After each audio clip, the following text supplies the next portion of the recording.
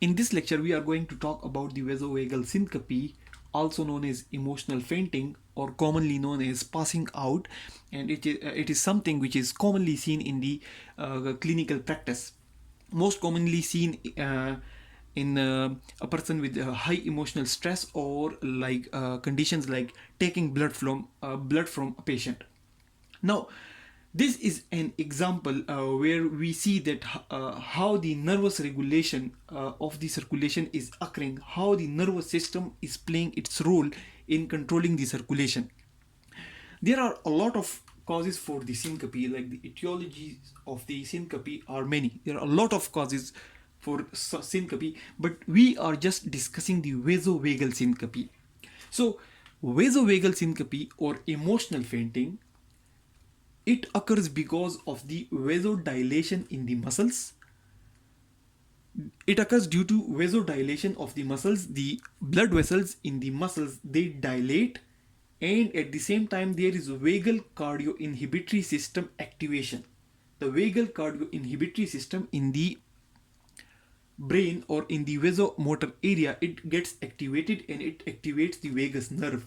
When the vagus nerve gets activated, it decreases the heart rate. So muscles, the blood starts pooling in the muscles because of the vasodilation, and at the same time the heart rate goes down. It leads to decrease in the arterial pressure, and which decrease in arterial pressure leads to decreased blood supply to the brain.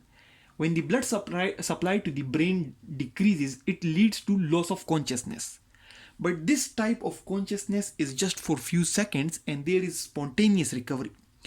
Often symptoms like dizziness or nausea or vomiting can occur as well, but the all of these symptoms, they occur very spontaneously, and the patient recovers rapidly within few seconds. So you have to differentiate the vasovagal syncope from other syncopes like cardiogenic syncopes or other syncopes, because this is normally a benign phenomena and it does not cause any permanent harm to the patients, and as soon as the patient loses the consciousness, he recovers spontaneously. Now we will discuss what is basically the pathway which leads to the vasovagal syncope. So we have discussed that in the vasomotor center in the brain, the vasomotor center which is located at the level of medulla and pons, this vasomotor center is playing its role in the vasovagal syncope. We discussed that the sympathetic stimulation and the parasympathetic stimulation of the blood vessels or the heart, they comes from the vasomotor center from the brain. When disturbed thoughts occur, or some emotional phenomena occur with someone, these disturbed thoughts or emotion, it leads to activation of the vasodilatory center of the hypothalamus. Disturbed thoughts or emotion leads to activation of vasodilatory center of the hypothalamus.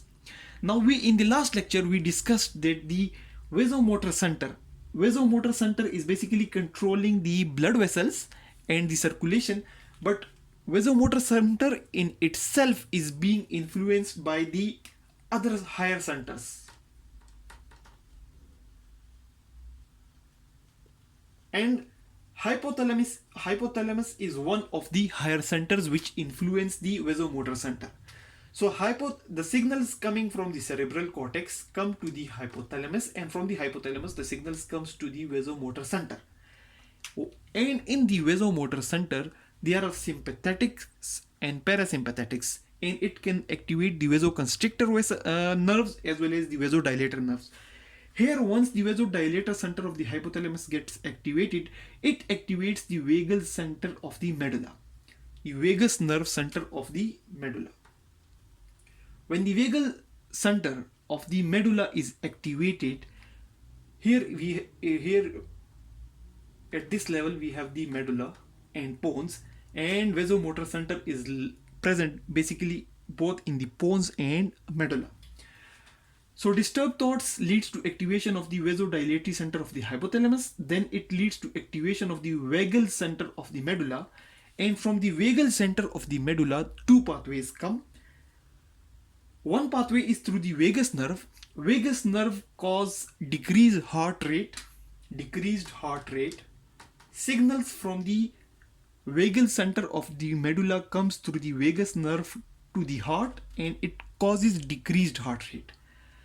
And at the same time, signals from these vagal center of the medulla, vagal center of the medulla comes through the spinal cord, through the sympathetic nerve, to the vasodilator nerves of the muscles.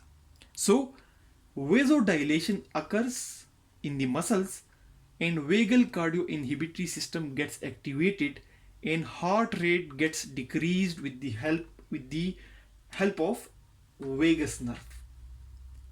So both vasodilation occurs in the muscles, and heart rate decreases with the help of vagus nerves. Both of these leads to decreased in arterial pressure, and decrease in arterial pressure basically leads to decreased blood supply to the brain, and decreased blood supply to the brain leads to loss of consciousness. But the whole of this phenomenon is just for few seconds, and rapid recovery is a pathognomonic sign of the vasovagal syncope. The patient recovers very rapidly, and commonly this phenomena is known as passing out or emotional fainting. So vasovagal syncope is due to the vasodilation of the muscles and inhibition or decrease in the heart rate. And the pathway starts from disturbed thoughts in the cerebral cortex or emotions in the cerebral, which leads to activation of the vasodilatory center of the hypothalamus. Then signals from the hypothalamus comes to the vagal center of the medulla, and from the vagal center of the medulla, the signals can go through two pathways. Through the vagus nerve, it goes to the heart and cause decrease in the heart rate, and through the spinal cord, it goes to the sympathetic vasodilator nerve. Normally, we have a lot of sympathetic vasoconstrictor nerve, and we have discussed again and again in the vasomotor center, we have the vasoconstrictor areas as well as the vasodilator areas. Basically, most of the sympathetic nerve, they cause vasoconstriction.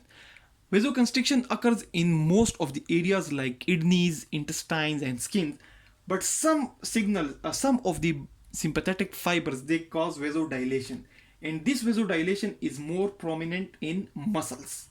So these things, when activated simultaneously, the vasodilation plus activation of the vagus nerve, it leads to vasovagal syncope.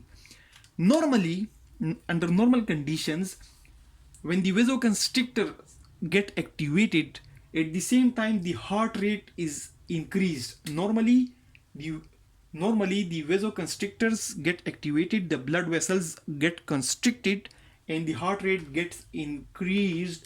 It leads to increase in arterial pressure, and it occurs in stress condition. But in vasovagal syncope, the reverse occurs. Vasodilation occurs in the muscles, and the heart rate gets decreased, which leads to fall in arterial pressure and fall in blood supply to the brain and loss of consciousness. So that's all about the vasovagal syncope, and that's about the involvement of the nervous system in regulation of the circulation. Thanks a lot for watching the video.